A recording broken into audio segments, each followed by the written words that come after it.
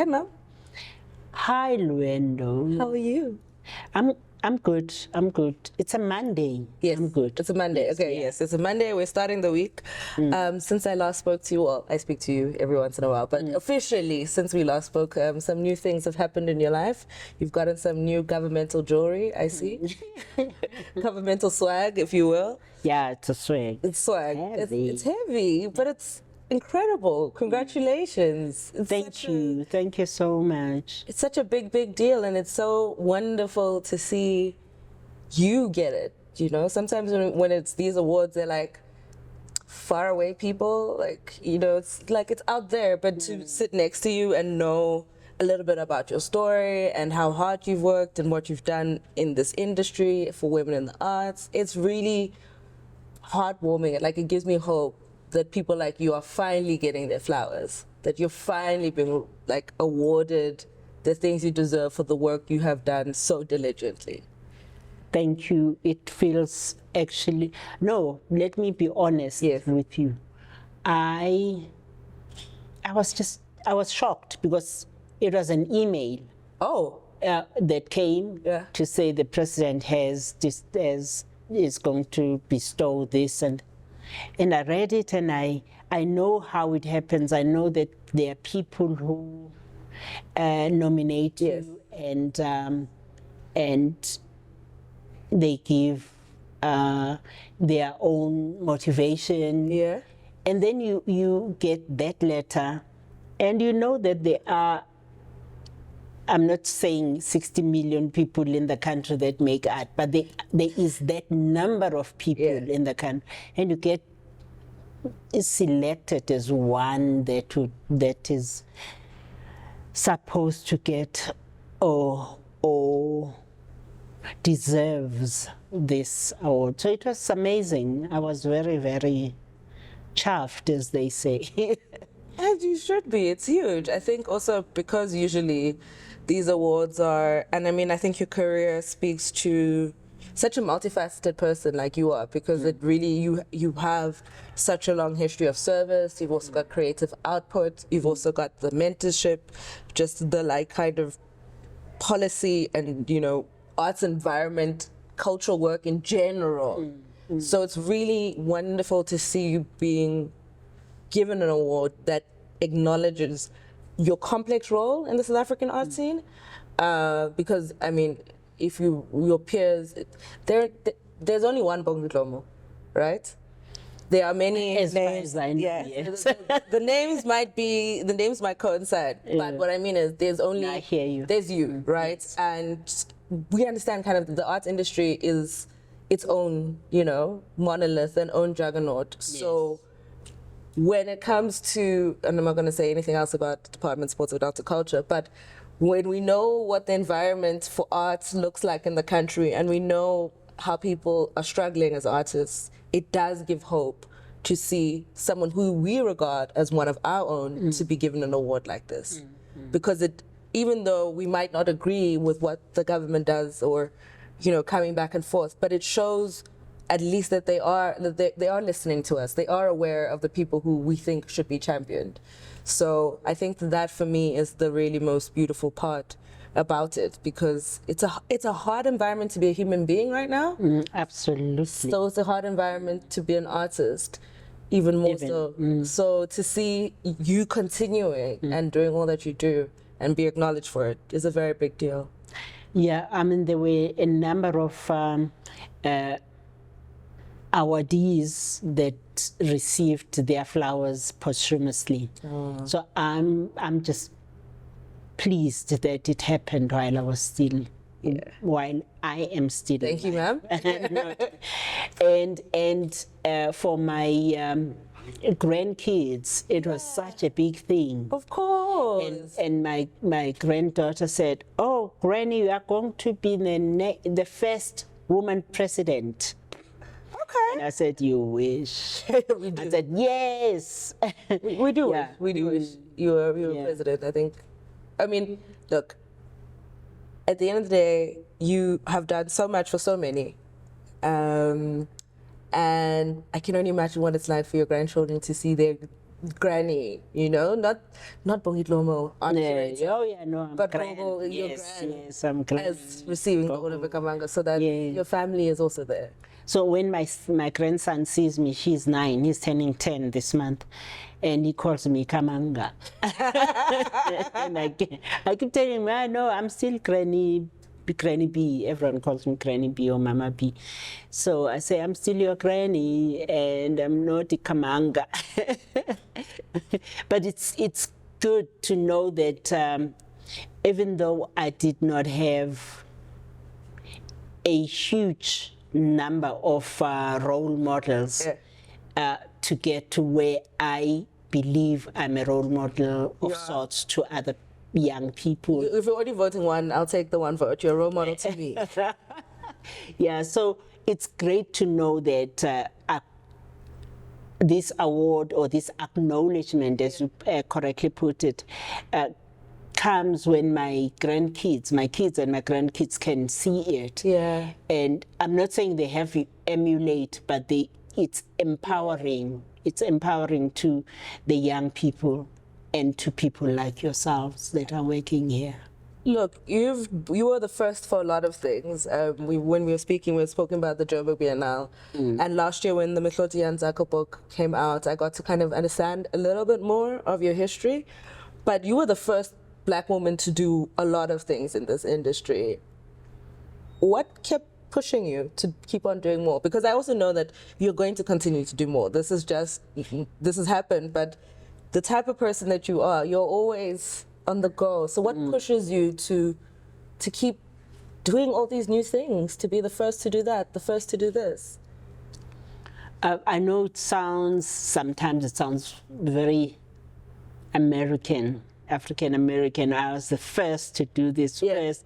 I know it sounds like that, but in honesty, in terms of the visual arts that we are talking about, I was one of the first, but because of my other training as a secretary, I was able to then use both these qualifications, I won't call them careers, these qualifications to be able to do the work that I do, because it's easy to put together a funding proposal, it's easy to put together a report because of the training, of the secretarial training.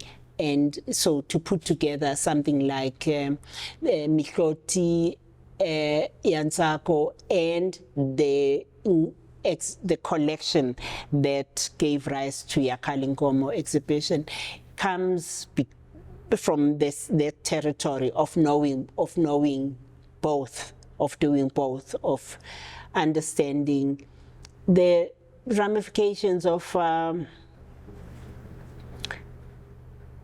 managing projects. Yeah. So one of my friends says arts administration is probably like one of the underknown skills in the visual arts, or arts in general, be it music, visual arts, and those kind of fine arts, because theater, because people just, for a lot of people, only what happens on the stage or what is seen is considered an artistic input. And even for myself, because my background is in development, I can't draw, but I love the arts. I love curating, I love collecting works, I like understanding the different connections.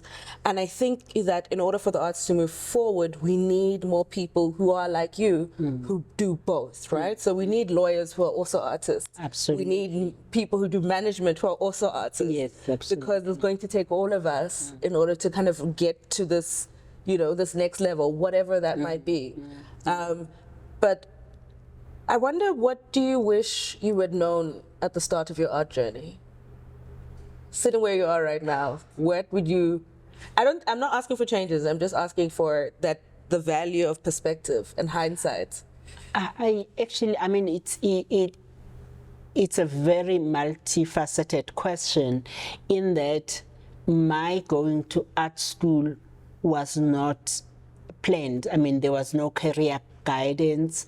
I happened to see an advert that was handwritten calling for a student intake for 1978, and I'd been working for 2 years. And so this is why I say it's difficult to actually maybe do a track of how I ended up as an artist.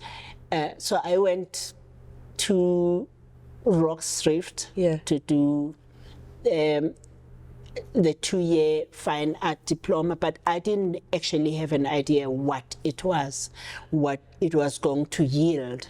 And so I went into it because the work I was doing as a secretary was just so boring. And so I was not growing. I had been trained to be an executive secretary, so a PA to a manager or a big boss in a company. So when I got the job, I ended up just typing isiZulu only, nothing else. I mean, we'd been trained that as a PA, you have to remember your boss's wife's birthday and their children. Wow. It's part of what makes personal assistants that important, because they have to remember everything. You have to remind the boss, hey, tomorrow or next week, so that they are on top of their game. I think a lot of CEOs are on top of their games because of their personal assistants. Definitely. So I went there and was given these tools to be able to do that. I did shorthand, I did business management and typing, and all these things that you need if you are going to be a secretary, taking minutes. And so when I started working, there was none of that was available. None of it. We were the second group of Black African young women to do this course at Inanda Seminary. And the first group that had come before us, they got jobs with Black lawyers, Black prosecutors. And so the next group also, and I was not going to go in that route. I just decided I was going to look for a job that was going to yield the things that I'd been taught. When I went to this company, they didn't even acknowledge my qualifications, and that was because we are talking the 1970s, 76, 77. And for some strange reason, I am not saying that the Soweto uprisings were a good thing, but the images of the Soweto uprisings that I saw in the newspapers on the Sunday Times of the 20th June. I don't know what the images, the black and white images, I don't know what they did, but when I saw the call for going to study as a visual artist, for me, the image became very important. And growing up as a young person, my father was a minister of religion, was a pastor. And so in the books that came for Sunday school, there were always those line drawings that we had to color in. But all these, there are many little things that when I applied to Roxrift, were resurfacing. Oh, this is why this is this. Oh, this is why this was that. And so that's how I went to study at Roxrift, I mean, I think, even now, as so many people kind of struggle with this tension of being a working artist or going the career way, when you were doing it, it was very, very rare for women to go away, to turn around from such an established, good profession as an executive assistant to becoming an artist. And I know you said your parents were very instrumental in that.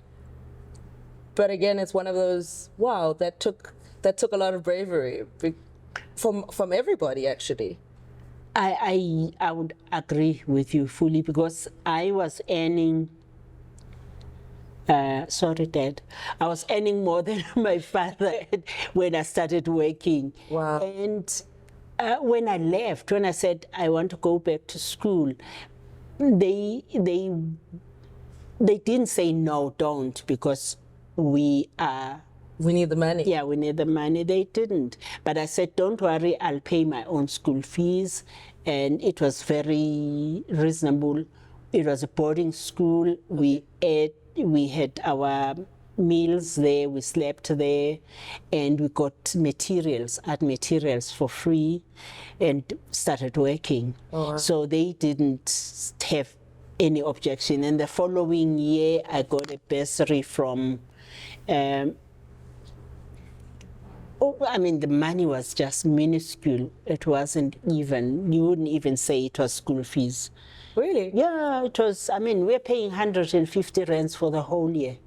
Wow. And the following year, they say, oh, we're so sorry, we're going to have to up the fees, and it went up to 250. And I had that kind of money in the bank. But then these a group, it's called the Jewish League of Women, Women's League. Yeah. And they paid for my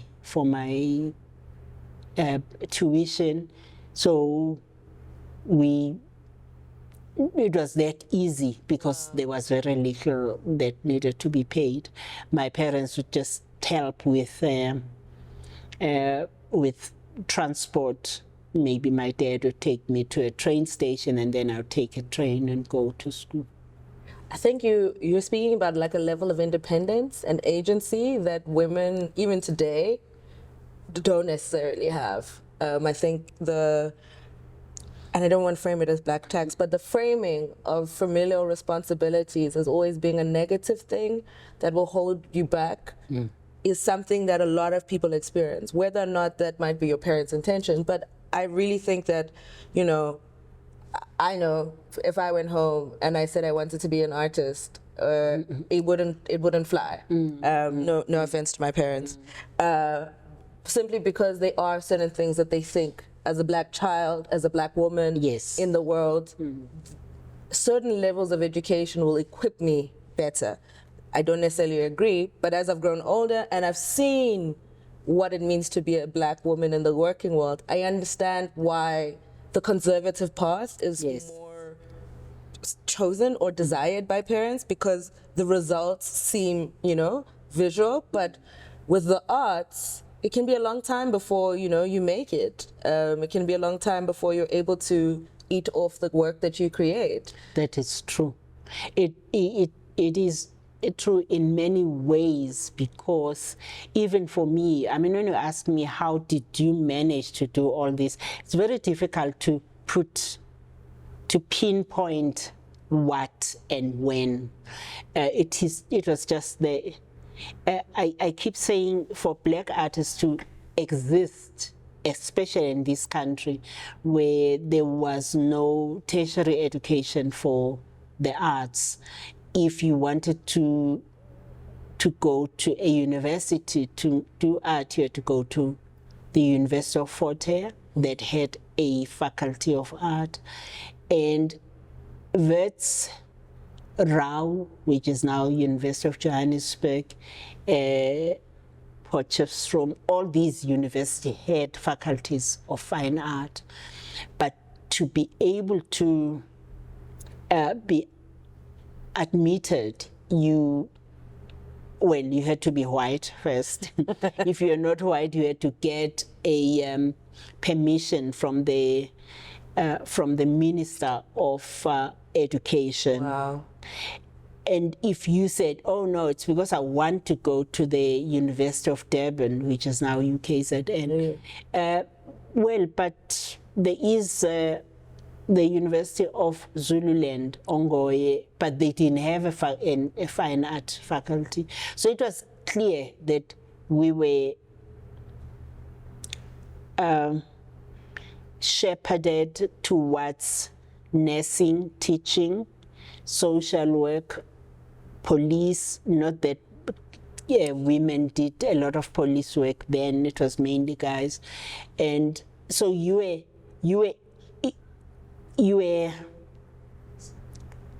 cautioned and directed towards these 4 or 5 professions. And I didn't like any of them. I didn't like teaching.